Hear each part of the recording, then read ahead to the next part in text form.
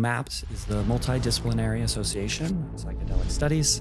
They've been leading the charge to make psychedelic medicines available for therapy.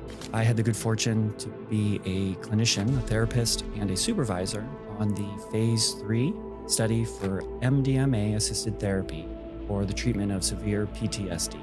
This amazing treatment is bringing so much relief to people. They got better.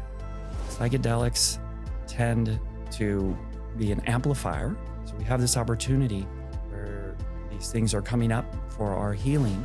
MDMA, that specific medicine, turns down the activity in the amygdala, which is setting off alarms in our minds around like, oh, this is danger, danger, danger. Of course, that happens a lot with traumatized or with PTSD. So it creates this space where they can work with this material in a new way that results in a lot of healing. The main psychedelics that I see studied right now in the therapeutic realm are psilocybin, mushrooms, MDMA, and ketamine. Could you explain for what situations each one seems optimal for? Yeah, the differences of those three. Hi, and welcome to This Tantric Life. Today I'm joined with Dr. Nick Brüss, who is a leading licensed psychedelic therapist, researcher, and educator, and he is passionate about inspiring and helping people heal, grow, and live creative lives. Dr. Brüss was a clinical researcher and supervisor on the groundbreaking FDA Phase 3 clinical trial of MDMA-assisted therapy for PTSD sponsored by MAPS, and is currently a lead therapist on the Phase 3 psilocybin therapy study for treatment-resistant depression sponsored by Compass Pathways. He's also doing a cool new research study at USC on psilocybin and meditation. He's a co-founder of the Psychedelic Coalition for Health, a psychedelic medicine education and training platform. He's also a certified mindfulness facilitator through UCLA's Mindful Awareness Research Center at the Semel Institute for Neuroscience and Human Behavior, and a certified teacher of both mindful self-compassion and the compassion cultivation training through the Center for Compassion, Altruism Research and Education at Stanford University School of Medicine. Welcome, Nick. I'm so excited to have you here. Thank you. Great to be here. Great to see you. Yay. So we originally connected because you were my therapist. And you got recommended to me by someone who worked with me. And it was, I'm having like a few flashbacks right now. So the first was, I remember one therapy session that I had with you in my backyard. I where I remember couldn't get into my house. Yeah. And you worked with me during, it was 2017, which was a really intense year for me because I both launched Vita Coaching. So that was the first year I was holding Vita Coaching. And my beloved stepfather, who raised me since I was 1, was dying of cancer. And I was taking care of him in home hospice and running my entire business, all of my programs, all of my social media, all of everything that I do. And I had launched a brand new year-long certification. And I was like the singular person really holding so much space in it because it was new. Like I had support, but no one else really knew what it was or what we were doing. So it was very different than it is now. So I was like on my last leg. Like I was like, I remember one therapy session where I was like, can you just watch me sleep? Because that was the only year where the end of that year was the only time in my whole career, 17 years now of teaching, that I felt like I got towards burnout because I was holding so much and the grief of my father passing and the trauma of being with late stage cancer.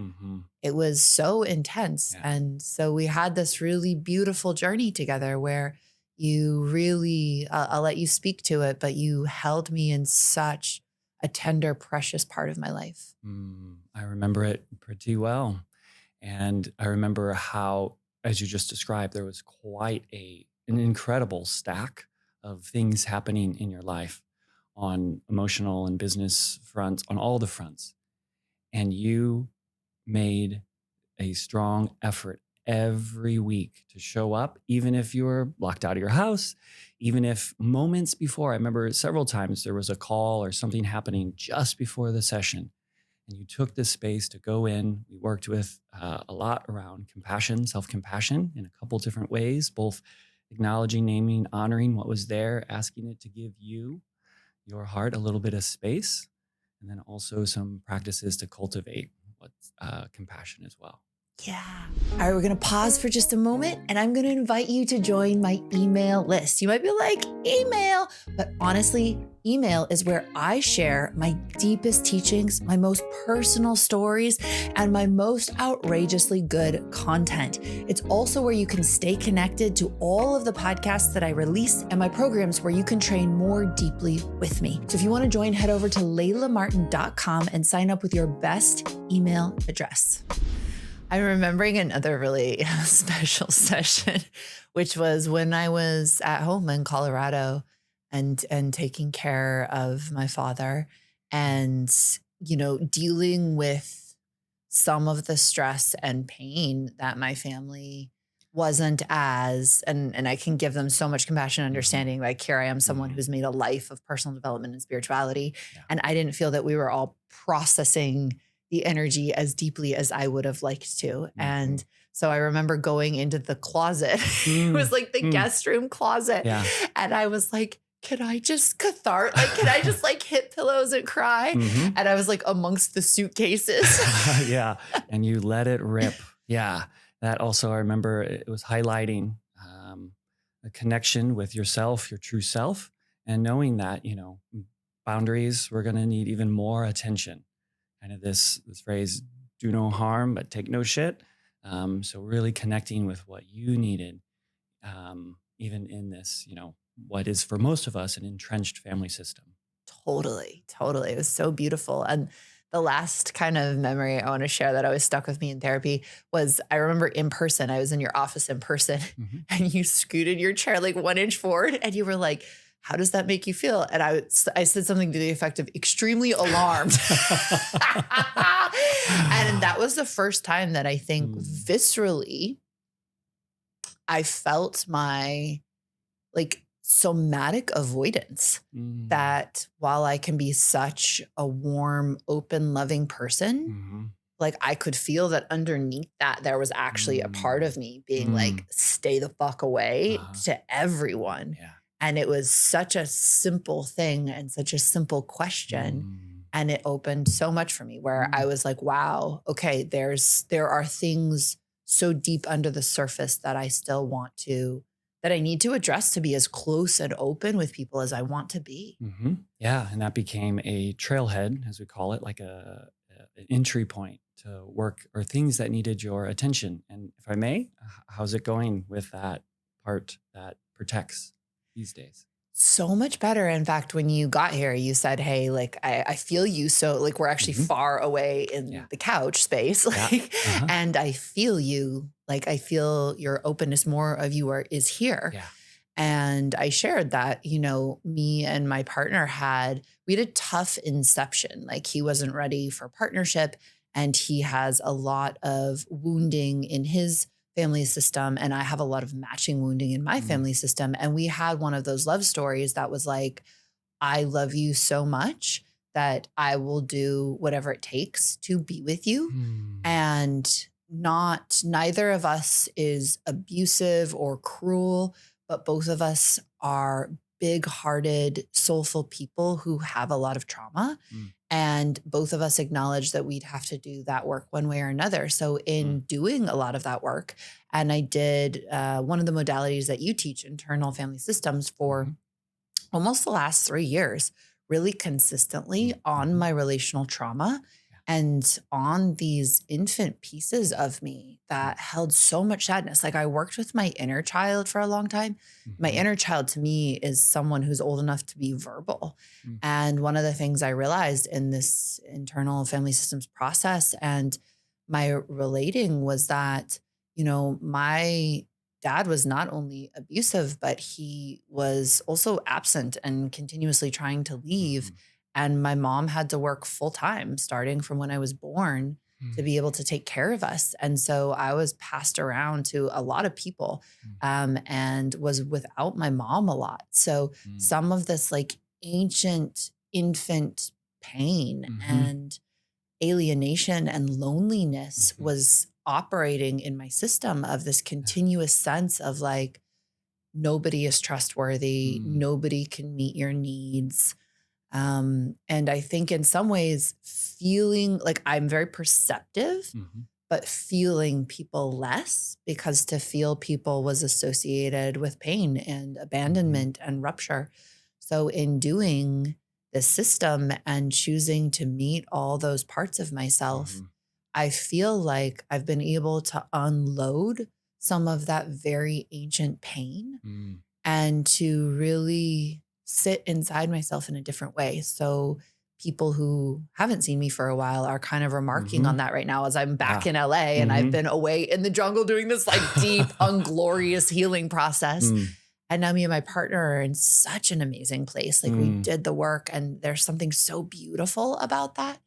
And yeah, so I feel that I feel that with all the work I had done, the parts of me that were still in so much pain, I was like irritated with them because I was like, I've done so much work.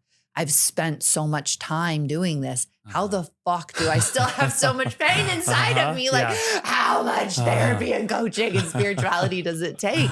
And really I got shown that it was that lack of compassion still, that lack of love for these parts of me that's keeping me from doing this, what feels like a final stage of this particular process healing, to just come all the way home to myself. And it's so touching that humans, you probably see this all the time in your work, are so beautiful when they don't have so much pain. You know, it's like our pain that makes us shut down and go all wonky. Wow. Just to pick up on that last point to start, a question for everyone is like, who are you when, just as a reminder, who are you when you've got all your needs met, when you're well rested, you're well nourished, you feel loved, you feel safe and supported? Who are you then? And just, you can even like listen inside and notice and feel what comes up. And you have been doing a lot of incredible work to access that. I was watching, you made motions of, as you were naming things coming up, sometimes you referred to parts of your body. And I know that you include that as part of the practice. And that you were inspired by love. Most of us humans suffer quite a bit, and suffering can actually, I would call that love, wanting to not suffer. But I love hearing this, that in your relationship and this co-commitment to grow together, it's such a beautiful thing. Oh, well, there's also one final moment in our inception story, and then we'll dive into our work. So it was about 2 years after we stopped working together. So that's the therapeutic like guideline, right? Of if you're going to have any kind of personal connection with someone, then you wait 2 years to sort of finish that professional relationship. And what was funny was I was literally like sitting in my hot tub and like, I was like hanging out and I like saw a call from you and I was like, oh fuck, my therapist is calling me. And I was like, I'm in trouble. I was like, I did something wrong.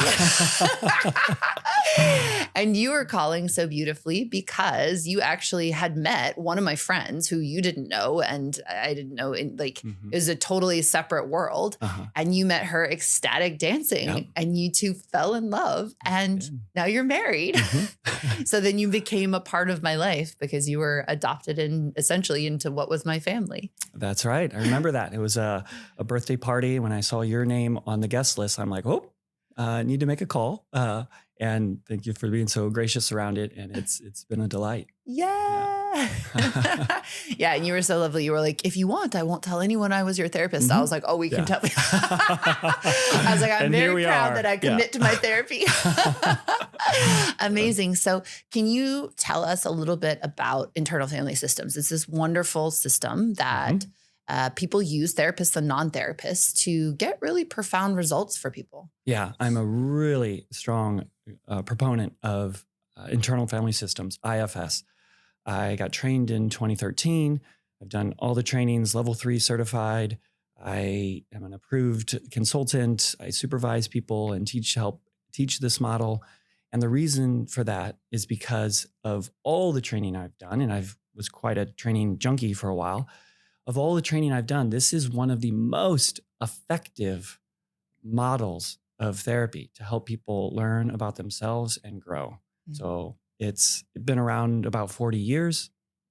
It is a evidence-based, non-pathologizing form of psychotherapy. Mm. So it's quite intuitive. If people are just hearing about it for the first time, it'll start to make sense.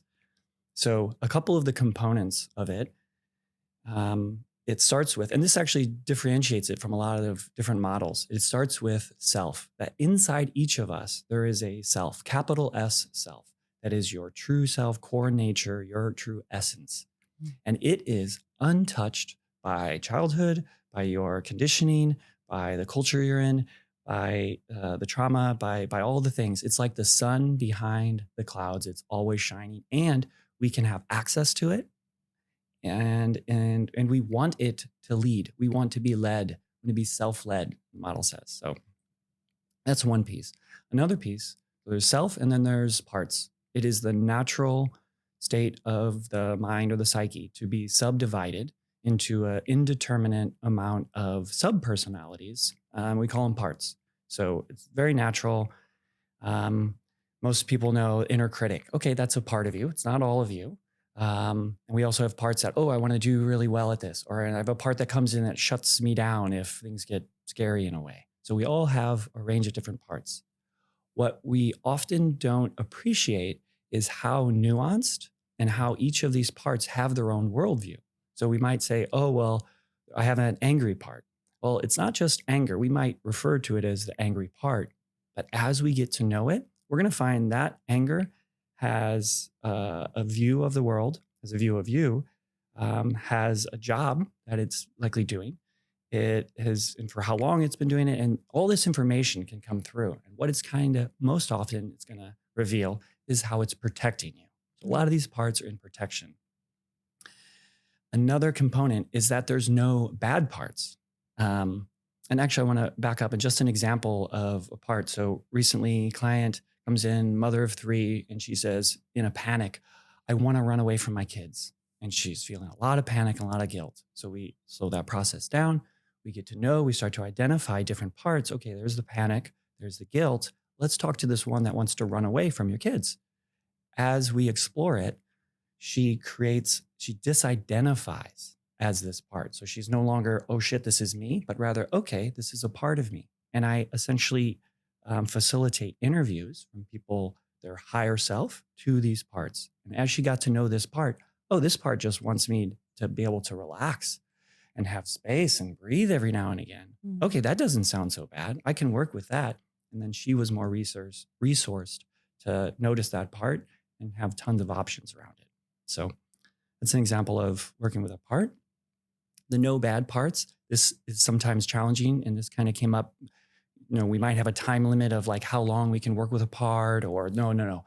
All these parts over here, I'm good with those, but these motherfuckers, I want to get rid of them. Mm. So when we explore, we will invariably find that these parts have some positive intention for us. Even if they're the inner critic's coming with the harsh critic, the criticism, as we get to know it, it will give up the information that, I want to keep you safe. I want you to be connected. I want you to have great relationships. Lovely. I want to use a more extreme example, a part that carries suicide ideation, or a part that's like suicidal. So when I was in grad school, I'm like, I don't want to work with suicidal people. That seems really scary. Not anymore. They are just a part, and I help facilitate people to get to know this part that always just wants to end the suffering. And if that part was leading, if one is hijacked by that and that's all they can see, if they're looking through the lens of only that part, then it's scary, it's dark. It seems like that's the only option. Mm. But when we can be sourced in ourself and talk with that part, let that part know we hear and see it. Parts need what kids need, and all adults, which is to be seen, heard, and to feel safe. Mm. So when we relate with a suicidal part, the intensity drops, and then that person can lead from their self. Mm. Yeah. And of course, it jives very, very well with psychedelic work as well. If you've wanted to learn sacred sexuality with your partner and deep dive into the most exquisite intimacy, I created the Tantric Mastermind with my beloved Dr. Babak Amen to be able to take you on the journey of a lifetime. This program includes 2 live retreats, one in a castle in England, one in the magical deserts of Sedona, so that you can learn sexual mastery and the art of the deepest intimacy and fall in love in the most magical ways together in these incredible locations. It's meant to be the education of a lifetime, but also the romantic adventure of a lifetime. If you're curious to learn more, head on over to laylamartin.com/tantric mastermind. You're a guy and you want to be able to separate orgasm and ejaculation. If you want to be able to last as long as you desire, if you want to be multi-orgasmic, but more than anything else, you want to know that you are a masterful lover who can give extraordinary sexual pleasure and gifts to your beloved, then I have created a 6-week training called Men's Sexual Mastery. And this training will take you through beginner, intermediate, and advanced sexual practices so that you can learn all of the foundational skills like breath work, sexual meditations, pelvic floor exercises that will enable you to have all of these sexual skills and also train you in the presence and emotional healing to be able to be an extraordinary lover of deep power and deep connection. If you are interested in joining this program, you can head on over to laylamartin.com/men's sexual mastery. So you work with MAPS, if you could explain a little bit what that is. And then I'd love to hear how you see that psychedelics can enhance or accelerate this process. Sure thing. So MAPS is the Multidisciplinary Association of Psychedelic Studies. They've been at this for a really long time, decades. They've been leading the charge to make psychedelic medicines available for therapy. And deep bow to Rick Doblin, who's the founder, and many hundreds of people that have contributed and are a part of it. So I had the good fortune to be a clinician, a therapist, and a supervisor on the phase 3 study for MDMA-assisted therapy for the treatment of severe PTSD.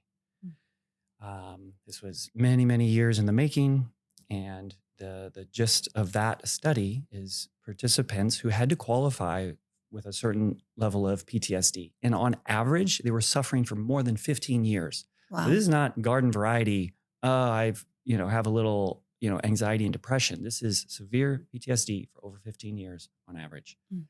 These participants, first they weaned off medication. Some were on medications, but they really showed up bravely for this study. And they were given about 40 hours of therapy. And within that, over about 3 months, they were given MDMA 3 times. It's a two therapist model. So there's 2 therapists there the whole time. And what unfolded was incredible healing. So the numbers go like this. In just these 3 months, 40 hours of therapy, 2/3, nearly 70% of the people that got MDMA no longer qualified for having PTSD. That is as close to, or that's like in the range or towards cure, not just a reduction in symptoms. And right now, currently, we haven't had a new treatment for PTSD in over 25 years. And even those are SSRIs that you take every day. And then, of course, they have side effects on and on and on. So this amazing treatment that MAPS has spearheaded is bringing so much relief to people. One more kicker on that is that they did a follow-up to these people and they got better. That is unheard of in psychiatry. Normally the medicine stops, the action that has been involved stops. They got better.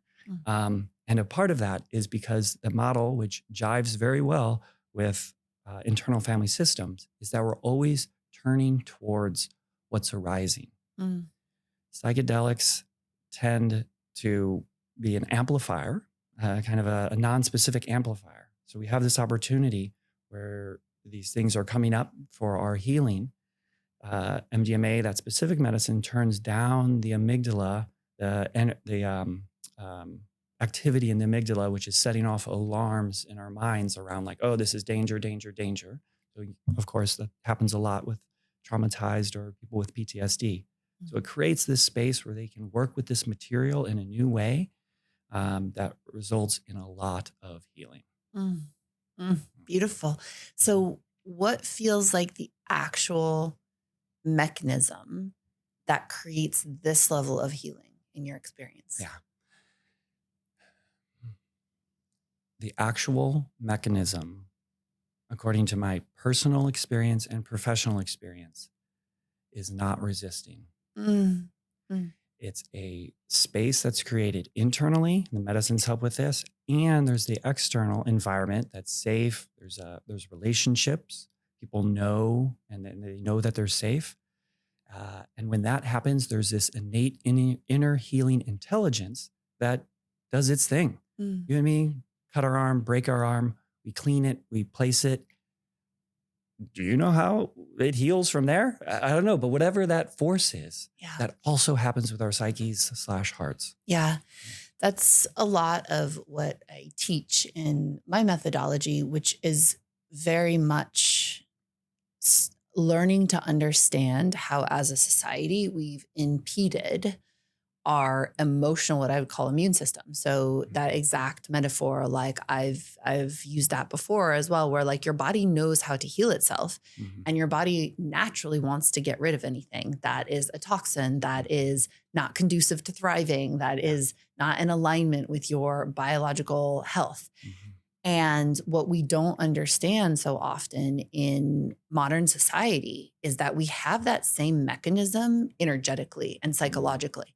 Like your system actually wants to integrate and release that which is blocking you, that which is toxic for you, that which is holding you back. But so much of that mechanism, which is rooted in self-love, which is rooted in an orientation towards consciousness and the ultimate source of who you are, and rooted also in energy, right? Like most people have a kind of energetic or somatic phenomenon, some kind of movement, some kind of activation to fully alchemize their healing. And most of us have been taught to hate ourselves, not love ourselves. Most of us have been taught to not relate to ourselves as spiritually empowered beings of presence, but to relate to some external force that's divine, but not in here. And then finally, people have learned to repress their energy system. So they don't allow their energy to flow. And in my opinion, the energy system is one of those mechanisms that's like, it's like your psychological immune system. It literally moves through and clears the way. It's got its own intelligence to it. And so one of the things when I've only taken MDMA a few times in my life, never professionally, always recreationally. And I felt that what it did was open the aperture to like the love of divine presence, basically. And I'd say almost all healing systems that I see that work are saying the same thing, which is if you can meet yourself with loving presence, it doesn't fix everything in life, but it helps clear anything that's looping in the past, that's hanging out as a trauma inside of you, so that you can meet the moment fresh. And while life is never perfect and no healing means that you're only going to ever have a dream life, it means that you're not in this autopilot, sleepwalking your way through life, because so much of your nervous system is occupied with the past. And so I feel like MDMA is this fast track to showing people the power of that. And then ideally, right, then hopefully that's a portal towards meditation and some of the other practices where you learn to actually access that state endogenously, that state of divine love. And to me, what's been so powerful about looking at those MDMA studies is being like, this is my like armchair, like outside kind of analysis. I'm like, that's the power of divine love. Like that's actually the power of meeting your life experience from a space of acceptance and presence and love. And it's that simple. And it's also not that easy to get to because you can't think your way into it. Yeah, you can't think your way that was there. okay. You can't think I love myself. You can't think like this was all like part of the divine plan. You literally have to get it. Like it has to occur to you. And it feels like that moment of occurrence is also the moment of healing. It's almost like the divine wants us to have to empower ourselves into matching divine consciousness to understand truth in order to be able to be our highest selves and release the wounded imprints inside of us. But I'm just guessing. I think you jumped to the back of the book and that's the answer. Wow. Yeah. You're crushing it. All these things that you mentioned that we learn, we survive. We come in dependent relationships. Our minds are like Velcro for the negative, Teflon for the positive, and we're figuring out how we have to survive. And that might sound like intense for some people. It's like, oh, I had a great childhood. But no, as you started to relate and figure out how to be in relationships, there was a drive to be totally authentic. Yeah. And then we learn along the way. It's like, ooh, that didn't land so well. And I'm not in charge here, so I better maybe adjust something. Mm. And we take those on. They start as thoughts, and they become beliefs. And then they get in kind of tacked away as like, well, that's just how it is. Mm. And it can show up in our body. It can show up in our relationships and show up in all kinds of ways. And this medicine, as you're aptly saying, helps the internal, like literally the chemistry, help us connect with a felt sense. This is not talking about, like, anytime someone talks about like a peak psychedelic experience, it's like, okay, these are words about it, but the felt sense of it, there's a difference. And I'll weave in the IFS work as well. There's a difference between experiencing yourself as or meeting with a younger version of yourself, and not just like, okay, I know my 5-year-old, this was his life circumstance, and he kind of took on this belief, and this is the meaning he made of it. There's that, and then there's the actual felt sense of experience of being with that younger part of you, and your heart breaking open for him or her, and then embracing him and accepting him, giving him what wasn't him or her, what wasn't available at that time. We can read Rumi poems, and that is excellent. That's helpful. That's almost like a reminder, but the felt sense experience is extremely powerful. They're healing experiences that then we store and we can bring into kind of like towards secure attachment. This is like not talk therapy. This is like trauma-informed, towards secure attachment therapy. Absolutely. Oh, I actually remember recently, like a coach said to me, because I was working with one of those infant parts that I talked to earlier. He was like, you're so smart and you pick things up so quickly, but sometimes you just don't get it. Can you just get the pain of this part? Like, not intellectualize it, not think about it, not process it, anything like that. Like, just get it. And I articulate that because when I see people looping like over and over and over again, it's like there's some kind of intellectual getting of it. Like, I get that I should love myself. I get that I should accept. I get this and that, but I'm not actually in it. And I would say that that's the power to me of psychedelics, is they remove some of that analysis and put you into the immediacy. Yes. It's almost like you feel your way through it. Yeah. That thinking through something, or even problem solving, or even gleaning intellectually, there's a gap there. And the real healing back to the non-resistance, the full surrender to what is here now, and even like what was, but still alive in our nervous systems and bodies is huge. That's why both this model of IFS and psychedelics, and particularly the combination of, you do very well with highly cerebral people and also highly sensitive people. Some are always trying to figure it out. Others are trying to like name it and express it in a particular way.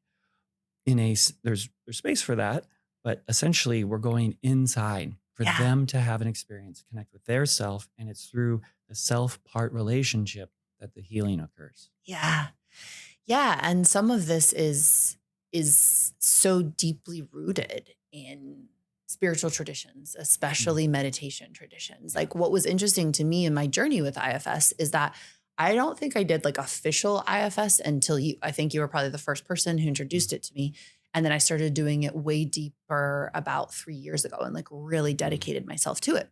And there are these mirrors with the methodology that I teach in my coaching, to such a degree that some people were like, did you just rip off the IFS system?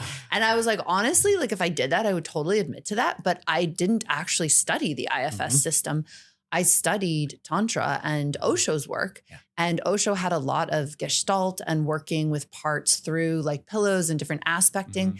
And coming up in his training, like I worked with one of his teachers now for almost 10 years, their kind of approach to things was like, do whatever works and do it as fast as possible because humanity is literally going to destroy itself and everybody's suffering. So just fucking like get in there and do the healing. Like that was Osho's real approach. So I was introduced to this, like this ability to work with parts of yourself and really coming from the tantric tradition, which and the Buddhist meditation traditions of meeting yourself with presence, meeting yourself with love, and also finding these higher relationships, right? Like gratitude or, you know, being like seeing the perspective of a part of you, things like that.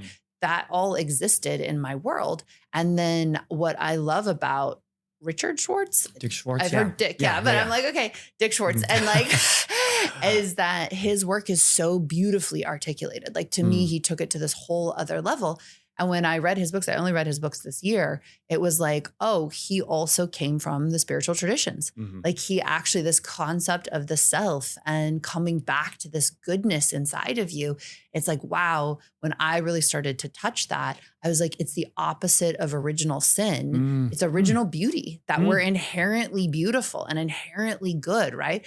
And like, this is before encountering his work. So it's fascinating to articulate that because now moving forward, I want to figure out, I might actually write him of how to be in integrity now, having experienced his work, but also having developed and worked with systems that are very similar. This idea of meet the parts of yourself that you're afraid to meet. And then cultivate a relationship with them that creates healing and health and thriving, as opposed to being in this like broken relationship with ourselves. And I think more than anything else, feeling victimized because we don't realize how much power we actually have, right? Like if you don't see that suicidal part of you as a part and you're the one with the power to understand it, to relate to it differently, that suicidal thought, if that's holding all the power, it's not only terrifying, but literally dangerous. Yeah, absolutely. If I may channel Dick Schwartz, you would say, I didn't like create this. It kind of came through. And he is on record for saying his clients essentially kind of taught him a lot of these principles. He'd work with parts. He came out of family systems model where they'd sit the whole family in a room together and see the different dynamics at play and often have one family member kind of step back and see how that impacts. And then working with people individually, he'd say, okay, well, there's this part and there's this part. And one time he like badgered a part to just like, stop harming her. And then he got, the part said, okay, left, came back, and she had a big gash in her head. So you can't force these parts to do anything. And that was a real moment in the IFS kind of history because he kind of collapsed in his chair, Dick Schwartz, and he said, like, I can't win. And something came out of the client said, I don't want to win. I just want to, and then started to talk about what that part wanted for the client. And as parts started to step aside, there was something else there. And there's like, he did, okay, I have that step aside, have that step aside. And at some point with people that he's working with, there's like, well, that's me. That's not a part. And so that's where it was really highlighted that there's a self here that knows what's needed, knows, and we've, as you said, we've lost touch with that. But that is a huge piece of a healing journey. One part of me wants to do the rest of this podcast with us just channeling Dick Schwartz, like just getting deeper and deeper into the channel. And there's this, thank you, Lindsay, for our sex magic. This is sex magic, and it's designed to basically make your body feel more glittery, more turned on. It's got all kinds of amazing herbs in it. It's sweetened with monk fruit. It's colored with beetroot. It's got this beautiful combination of saffron in it and shilajit and all kinds of activating things, dopaminergics that make your body feel more pleasure. It's really powerful. Oh, and huperzine A, which is a nootropic moss. That was like the thing we were the most proud of. We were like, we put so many herbs in it and it actually tastes good. Feel deeper arousal and heightened sensitivity in as little as 30 minutes. Try it now at shopmood.com.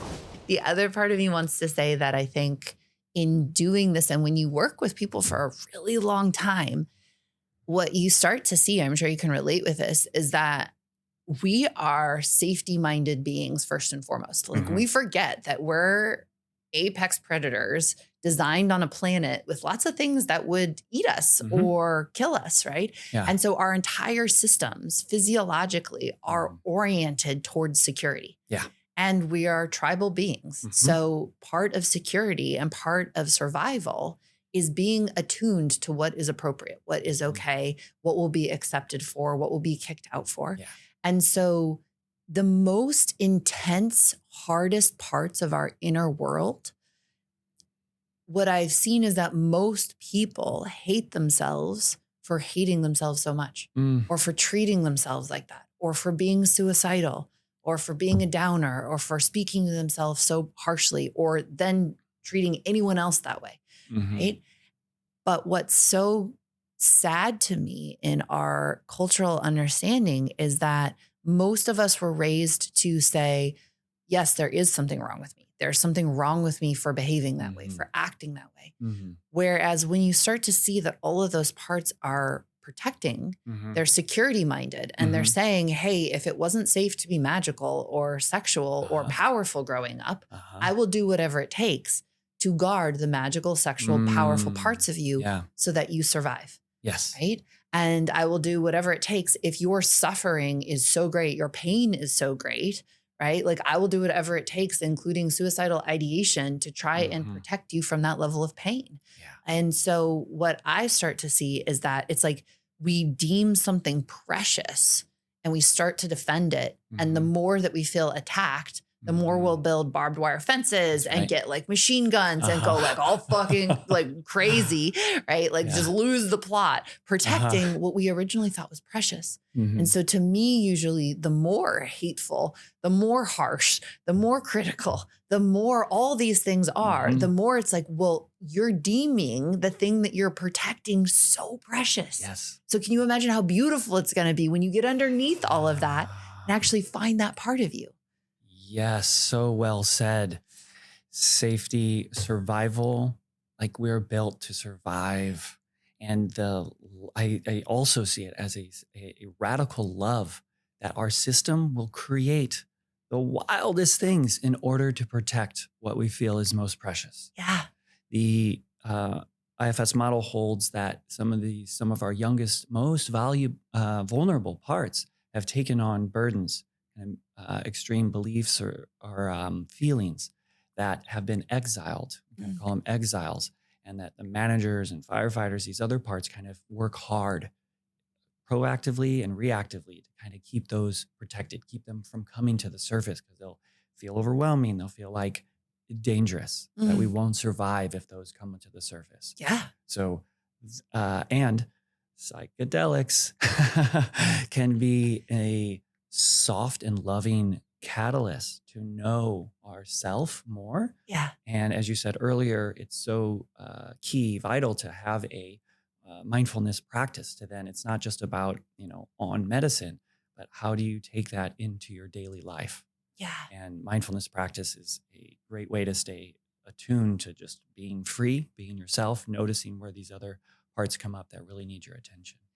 Yeah. And a piece of that I can directly tie to my life is like when I got trained in my family system that it's not okay to feel pain, because pain makes you weak, and pain will drown you, and pain will keep you from being able to be good at life. So should you feel pain, you want to get angry at someone else. And a lot of our parts, actually, I found like they distract us. It's like, oh, if I'm really angry at my partner and starting a fight all the time, I don't notice how much pain I'm in. Yeah. I'm too busy trying to control my partner, change my partner, be back and forth about whether I want to be in this relationship. And I'm like so mesmerized by my own egoic machinations and story that I don't even realize that I'm hurting inside. And because I developed this sense that it wasn't safe to feel my pain so young, right? Like rationally, it doesn't make sense. Of course I can feel my pain, right? But it got developed so young that there was almost this certainty in there that feeling my pain was dangerous and overwhelming and not okay. And so psychedelics for me, mushrooms like psilocybin, to some degree ketamine, and I'd say a little bit of MDMA very early on. Like I tried MDMA for the first time when I was 17 in Ibiza of all places. But I remember it was the first time that my heart cracked open. I had so much abuse when I was young and felt so much unsafety that I'd never felt my own heart. I literally worried sometimes if I was just like broken, right? And so I remember MDMA broke open my heart, and me and my friend had been like slightly competing over this Abercrombie and Fitch model. So an early 2000s story of being in Ibiza at the age of 17 with your friend, like fighting over an actual Abercrombie and Fitch model. And like, it was a good natured fight, but she was winning. And so I came home actually from like, I think it was like Paul Oakenfold.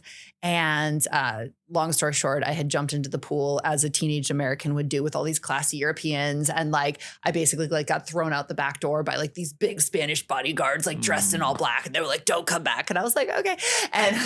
And so I'm like high. I'm like so high. I don't think I'd ever been that high in my life up until that point. And I went home and I saw her and the Abercrombie and Fitch model curled up on the couch. And I felt nothing but pure love for them because they were happy. And I remember for the first time in my life being like, I have a heart. Like I'm not broken. And so just the beauty of that realization. And I remember in those states, like, it's like, I could feel like, of course I can feel my own pain. Of course it's okay to do that. And so I feel like it would give me these little windows into what was possible. Because it took another 20 years to open my heart that deeply while I was sober. Yeah. But at least I knew I had one. So I had something to work towards. Absolutely. Wow. What a story to your heart. And I call that a reference point. These medicines can help us a reference point to who we are without all the parts leading or competing for our attention. Who we are at the core, that capital S self. Yeah. They can help us feel. And if you want to point to like what causes violence and a lot of the nar things in our world, it's people's inability to feel, to be with, to not resist and let the feelings move through them. And so, as you said, it might be acted out through anger. It could be by shut down and thus neglect of the people around them. So these medicines can help us feel. And from there, let's dance, let's make art, let's do all the things. Tantra. Yes. Well, would you like some sex magic? I sure would. We got delivered the sex magic. Amazing. So this comes from Mood, my supplement company, and it's all plant-based. It's all herbal. It's got things like shilajit, huperzine A, which is an aphrodisiac moss. It's got ginger and ginseng. It's got mucuna pruriens, which is this cool bean pod, I think. It looks like a velvet bean pod, and it increases dopamine. So it gives you more desire. So I was like, it's getting late here in the podcasting studio. So I'm also going to take it with a little bit of play. And play has cacao flavonoids, blue lotus, and kanna, which is a heart opener. So this is like very soft MDMA. Let's practice what we preach, Nick. Yeah, bring that play on over this way. And this is delicious. Thank you. Yeah, it's sweetened with monk fruit. So we're like super proud that we made something this herbal taste this good.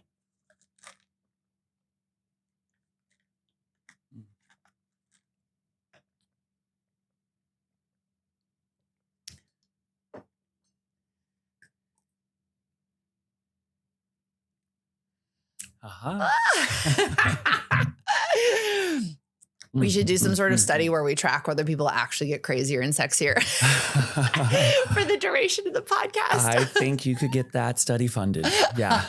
Well, speaking of, so, you know, my friend Christiana is a huge proponent of the MAPS research. She's studied it. She supported it for a really long time. She wrote an amazing article in Time supporting the passage of the legalization of MDMA by the FDA. And then, as you know, the FDA said no. And they also wrote that there were like a lot of issues with the study. And usually a lot of this is like blown out of proportion. I felt like, okay, even if there were some issues that was showing such incredible healing, it feels outrageous to deny that to people, especially because most of the people with long-term PTSD are war veterans, which is one of the reasons why this research has gotten as far as it has, is because the military actually needs a way to heal people who are coming home from war with PTSD.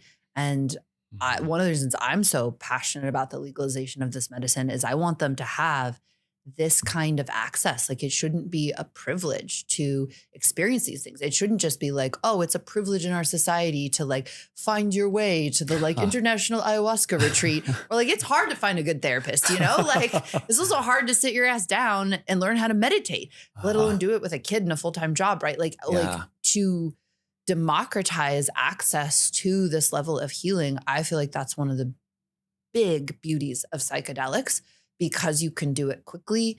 And if people are well trained, you can do it with access through, for instance, veteran affairs. Like it just makes it accessible in a way that some of these other practices can be harder to learn. They can take a lot of time. You obviously want to learn them anyways over time, but still, like, let's give people access to this level of healing.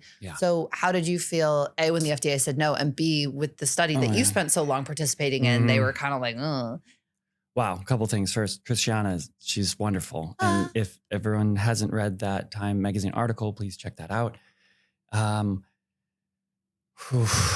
These medicines are, in my world, kind of akin to what will be like antibiotics. Antibiotics, you know, in the 20s, 30s, when it was developed, like infections were like destroying lives. They were killing people and also debilitating and like amputations, and it was like gnarly. We do not have great medicines, or just like, come on, humanity as a whole. There's a lot of suffering going on. World Health Organization says 1 in 7, so like 1 billion people have a diagnosable situation going on. In America, it's, you know, women specifically, 20 to 24% anxiety or depression.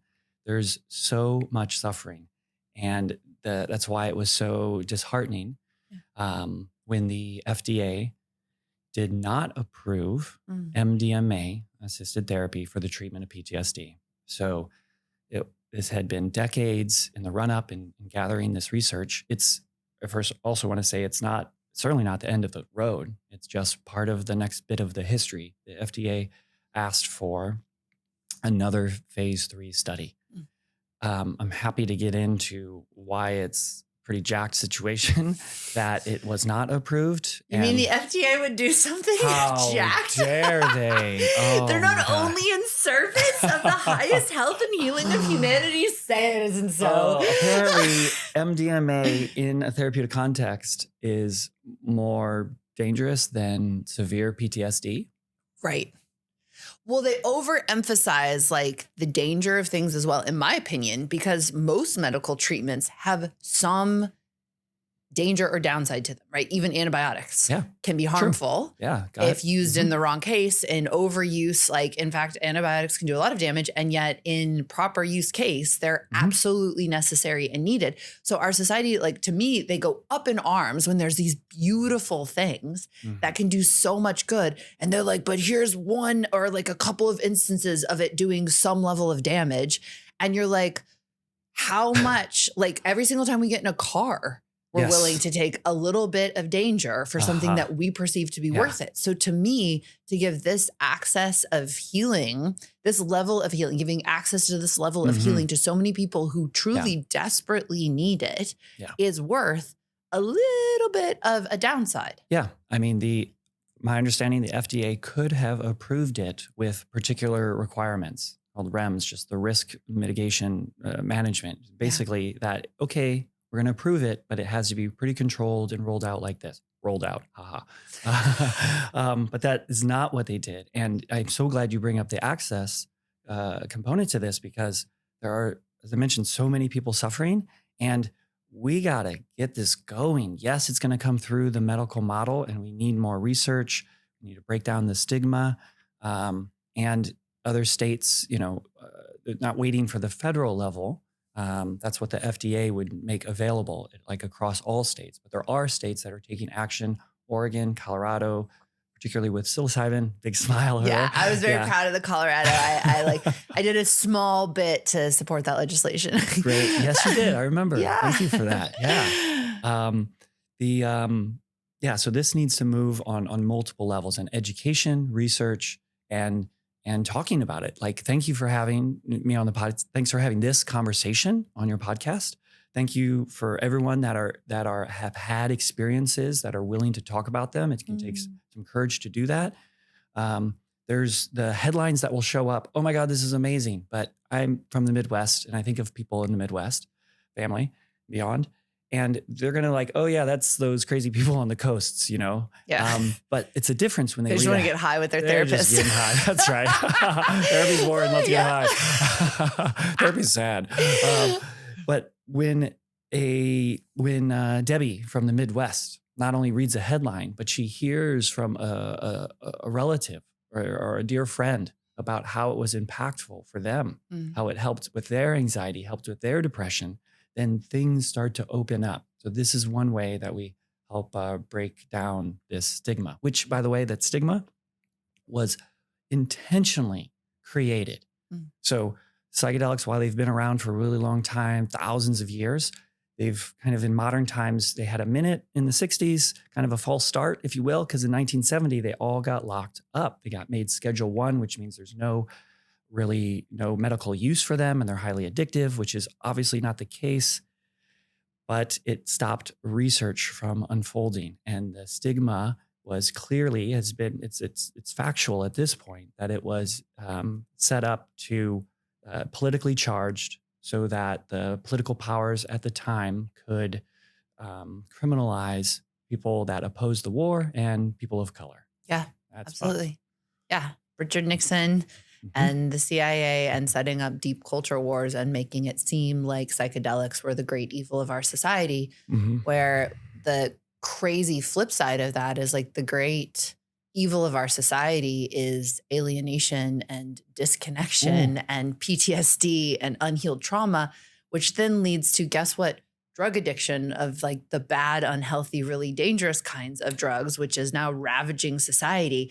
And like literally, I mean, I could be crazy, but if everyone could have just taken some MDMA, healed their childhood trauma, taken some LSD, touched God, made some better choices, did some healing, had some healthier marriages, my God, where could we be as a society? Like, what the hell? Yeah. I have a request or an invite. Let's you and me. Yeah. Let's start a war on disconnection. And it's the kind of war where, the gun's there and you throw the flower in there and we're just blasting people with love. Yeah.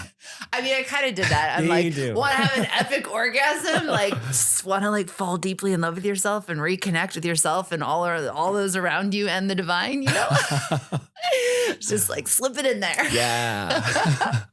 If you want the most outrageously orgasmic pussy, if you want to have the most exquisite and luscious sexual experiences of your entire life, the most effective tool for this is called the crystal egg. This is a crystal that you pop up your pussy, and essentially you do a type of yoga with it, meaning you learn different breathwork practices, different strength building exercises, and different ways to use your sexual energy that enhance sensitivity, pleasure, and your sexual magnetism. This is my absolute favorite practice. It transformed my sexuality, and I'm so excited to share it with you. I teach it in a program called Crystal Pleasure. This is a 6-week-long training that gives you everything you need to know about this amazing tool so that you can have the most exquisite sexual experiences. You can sign up for this program by heading over to laylamartin.com/crystal pleasure.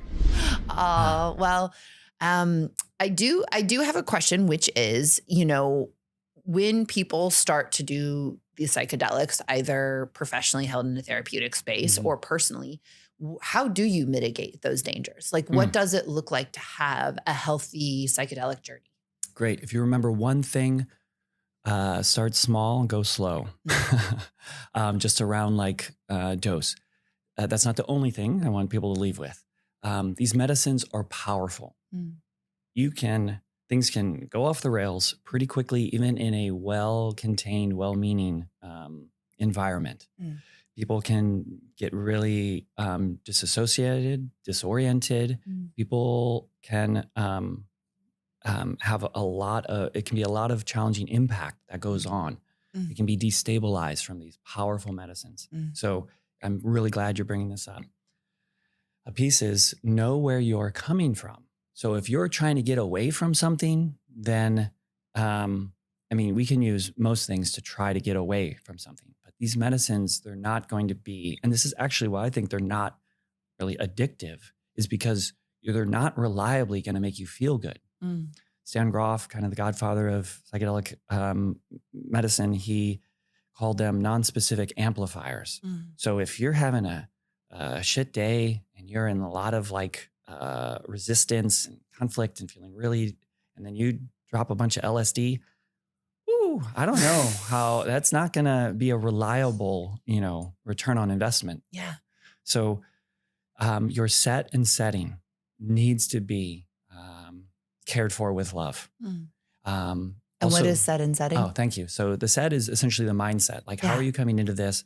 Are you rested? What's actually true and alive for you in your life? Yeah. The setting is the physical environment, but that also includes like who's there. Yeah.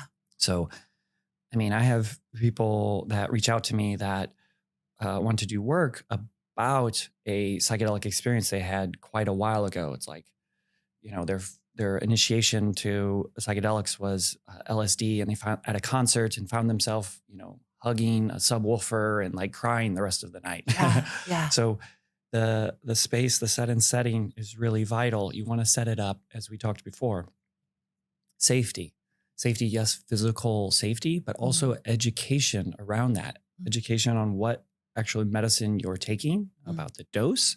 And then ideally there is a sober, if we're going ideal, well-trained, trauma-informed therapist who's there, who knows you, who knows what you're getting into, knows where you're at in life, knows where you want to go. And that can be there as both like a literal physical handhold, and then also just kind of be with you for whatever is arising to help you not resist what's there. Most bad trips come from resisting. Kind of back to our earlier conversation where, sure, it's natural. Something unpleasant comes up. We're designed to kind of push it away or to numb out to it. Whereas with these medicines and in the psychedelic space, we actually want to open, turn towards, and trust. Easy to say, and it can be a practice. And we can take this practice into our daily life. So it's not just about the time on the medicine. We want to prepare, we want to journey well, and then we want to integrate that. We want to harvest the insights. We want to, we might have a new reference point of like, whoa, this is how incredibly humongous my heart is. How do I cultivate that? How do I tap into that throughout the day? Yeah, so beautiful. Yeah, I think so many people are afraid of bad trips. And I, had the blessing of having a very deep meditation practice before I did more psychedelics. I did some like when I was 17 and when I was young. But I started meditating much more seriously when I was 19. So by the time I did more LSD, I had that meditative consciousness, which is everything's always changing. And it's always going to be light and shadow. Like it's always, there's going to be light, there's going to be shadow, and it's always going to be changing, right? Yeah. One of my friends told me, I don't know if this is true, but that the belief system that keeps someone basically facilitates the worst trips is the belief that this will never end. Yeah. Like when you tell yourself that whatever you're feeling is never going to end, it's just like so terrifying, right? As opposed to being like, everything's always changing. So no matter how fucking bad I feel right now, like it's going to be different. And tomorrow morning I'll be eating a bagel, like that's just how life works. And also this ability to be with shadow parts. Like the only thing, I took LSD once in Thailand with Andrew and a bunch of my friends. And I remember like the moment it hit, I started seeing like demonic faces everywhere. And it was like devil and like creepy and like really intense. And I was like, oh, this must be what people like experience when they're having a bad trip. I was like, this is fucking terrifying. And I was just like, hey guys, I think the divine wants me to meet ultimate darkness today.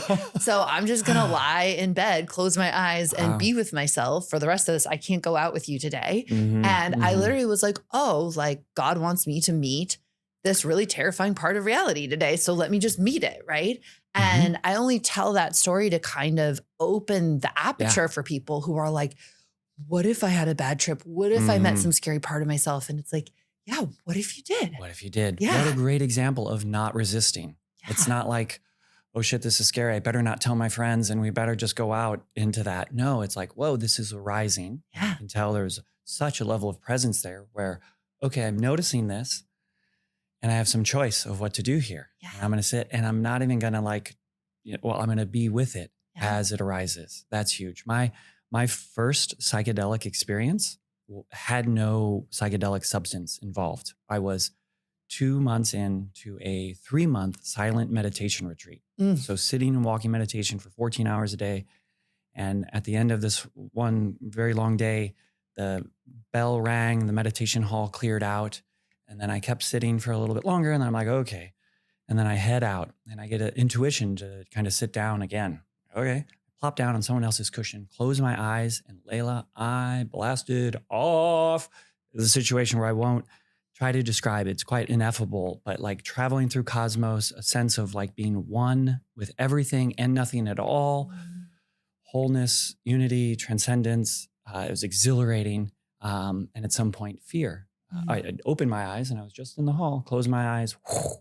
But I had, similar to you, a meditation practice where it's like, okay, this is what's happening. I know the landscapes of my mind. I know some of the controls, even though I'm not in a ship or I'm not even fully there in a way. It's such a foundational piece. So I really, back to your earlier question, really encourage people to learn, to invest time and energy to studying, learning about the landscapes of their mind, getting to know their body, thoughts as thoughts, sensations as sensations, emotions as emotions. Ow! Yeah. All right, so let's do a popcorn speed round. These will be speed answers. Okay. So we have some questions from my audience when I told them that I'd be interviewing you today. All right, speed round question number 1.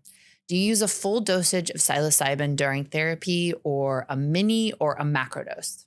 I love the variations. So I work with Compass as a therapist. They're doing studying psilocybin for treatment-resistant depression. That dose for that study is considered a hefty-ish dose. It's around 5 grams. That's a lot. That is a lot, and that is an inward experience. Yeah. Though someone, and this translates to other medicines as well. So in private practice, I work with ketamine and we do a lower dose. It's called a psycholytic dose, where we stay in conversation. It's not a full inside journey. Can say more about that, but this is not a very speed answer. All the range, actually. Right. Yeah. So what would, just as a follow-up, what would be the benefits to a microdose, a psycholytic dose? You could tell us the difference between that. Sure thing. A normal dose, and then what you were saying, the 5 grams is the macro dose. Like I'm like going, like I'm taking on the higher end.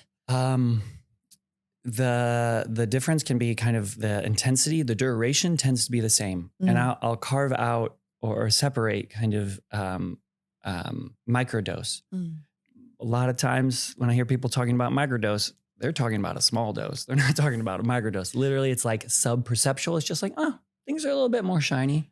But more often that's a smaller or medium dose. I fired my videographer before Jameson, who's now been my videographer for 10 years, because he was microdosing on mushrooms like in Venice. And I was like, bro, you're high. You're just high at work. Like you're high. You lost footage because you're so high. Stacking those microdoses. And that there's been reports of that. We still need more like research around that, but there's a bit of a differentiate the model between like, okay, this is something I'm taking that kind of support me daily or every couple days on and off versus, okay, I'm going to prepare for a journey. I'm going to make an intention, and I'm going to show up in a way towards this, what would you call it? The original beauty, original innocence. Yeah. And to open to that. And then take time, weeks, months to integrate that. So microdosing tends to be a different kind of bag. The psychedelic dosing, I'll talk about it in terms of ketamine. I know I'm switching medicine here, but in my concierge private practice, we'll start with a lower dose, which we call psycholytic. I'll describe the psychedelic dose. People tend to imagine, a psychedelic dose, eye shades, headphones, music, and most of the journey is internal. We check in, we find out kind of what's going on. We've done preparation, and we do integration after. So it's mostly an inner journey, the psychedelic dose. The psycholytic dose is a smaller or medium-sized dose where we stay upright, mostly, and in conversation. My clients might close their eyes so they can access a little bit more of what's arising. So there's an alteration, but it stays kind of conversational. They're not like so far off into the symbolic. And I find that this helps people integrate more easily because they're not essentially going as far out. Okay, beautiful. So if trauma healing is about embodiment, then how is that combined with psychedelic therapy? I think maybe there's an association with psychedelics taking you out of your body, because I think a lot of people do have that association. Yeah, they can. As we mentioned before, these medicines can help us feel, and we're doing this feeling in the body. Yes, there can be out of body-ish experiences, but sometimes that's to connect with a resource that then as we come back and in our day-to-day, the difference of walking here in Venice and being like, my world, my problems and what's going wrong versus like, oh, I yesterday had an experience of me being a wave of energy. That tree is definitely a wave of energy. That's a wave and we're just not as alone. Or there's pieces that kind of unfold that then free us up to kind of feel what's here. But I would agree to the kind of the premise of the question that trauma healing to be embodied. So what are the practices, and medicine can be a support to that helps us come home to our body to feel. Yeah, and you can definitely direct a psychedelic journey to be more or less embodied, actually, whether you want it to feel super transcendental or whether you want it to anchor you all the way into your sensations and your experience. And I'd say insights around one's body. I point to this because this was after a ayahuasca. It's a heart tattoo on your arm if you're just listening to the audio. And because in that particular, I fell in love with my body. I was in an okay relationship, but it burst my heart open for just love of this body. So amazing. A lot of just one example. And final question would be, do you see, the main psychedelics that I see studied right now in the therapeutic realm are psilocybin, mushrooms, MDMA, and ketamine. Those seem to be the three that are the most studied. Could you explain what benefits you see in each one? Like for what situations each one seems optimal for? Yeah. First, I want to say we're early in this, like even 5 years from now, we're going to have more data around this. And then we're probably also going to be talking about a medicine, a psychedelic that we haven't even heard of yet that does like great things as well. So wait, has this been invented yet? Or you're just, do you know what this is? Is Maps holding it in their compound? You asked, so let me reach into my pocket. Let's go. Let's podcast for another 5 hours. The differences of those three, there's a couple to name. One is, and they work on different kind of networks. The ketamine, one benefit of that is that it's legal. And that actually becomes part of the setting and the container. It's like, okay, I have either a psychiatrist has just prescribed this to me or I'm in a safe container to do this. And time-wise, it has a short half-life. So you're in for a round trip journey for like an hour and a half, as opposed to psilocybin or MDMA, you're for 4 to 6 hours. And kind of out of the gates, that might be quite a commitment for some people. And the safety profile with ketamine is very strong. Actually, all of those of ketamine and psilocybin are have great safety profiles. As you know, these medicines kind of have a little bit of either a different spirit or a different kind of flavor. So I think we'll learn, to your question, what we've learned so far is that MDMA is quite powerful for trauma processing. It reduces the activity in the amygdala. It keeps the prefrontal cortex online so that we can revisit, not just think about, it's not just thinking about something. We're revisiting material, but our alarms aren't going off. So we can actually bring it, kind of update that, oh, we did survive that. And wow, look at the things that have happened since then and what we've learned. Psilocybin tends to have a little bit more of a spirit involved. Some people are like, what the fuck does that mean? And if you take it, you'll find out. Yeah, that's right. I mean, you can watch a tree breathe as well. What it means is that there can be a little bit more visual. And I'm comparing it to MDMA. Visual meaning like you're not going to necessarily, probably not going to see dragons or like necessarily people, but you will feel or sense different, you'll be more open to energetic things happening around you, which for like end of life care, super brief, I had my dad who was dying of terminal cancer, psilocybin experience, and it was a very positive experience. And this is a guy who I saw him drink alcohol like 3 times in my life, and he didn't even like to try guacamole. He wasn't like so into new things, but he trusted me. He tried psilocybin, and he had a peak experience of him separated from his problems and a sense of ease about dying. And that remained a reference point for him through the rest of his life, including home hospice. We would check in on that when he would get really anxious and like, remember that, Dad? Yeah, I remember that. I could see his system soften, his body soften. So, Sounds like mushrooms are a little, like everything's spiritual, but it feels like mushrooms push you a little bit more to that energetic realm of like deeper realization. They all do it, but I'd say like mushrooms are a little bit more specialized in that. And then for ketamine, what's the value of that? Value of that, other than just the timeline and the legal. safety of it, it's legal. I know, right? It's like, let's do it because it's legal. I was like, ketamine, it is a psychedelic, but it's the most like almost like, you know how the legal drugs are the ones that kind of numb you? Yeah. Like ketamine is the more numbing one. And I was like, how is it that that's the legal one? Yeah. Oh my God. Around legal, just a quick fun fact, if you will. There was a researcher in the UK who did a study on the harms of drugs. So a number of years ago, published in the Lancet, he published this info, and the top 3 most harmful drugs. And this was not just harm to oneself, but to others and society, including like on healthcare, burden on healthcare. Alcohol, number 1. 100%. Yeah. Gnarly. Heroin and crack. Yeah. They were up there. Yeah. But on the absolute end, the caboose of this list, the 3 of the last 4, MDMA, LSD, psilocybin mushrooms. Yeah. Mushrooms were last on that list.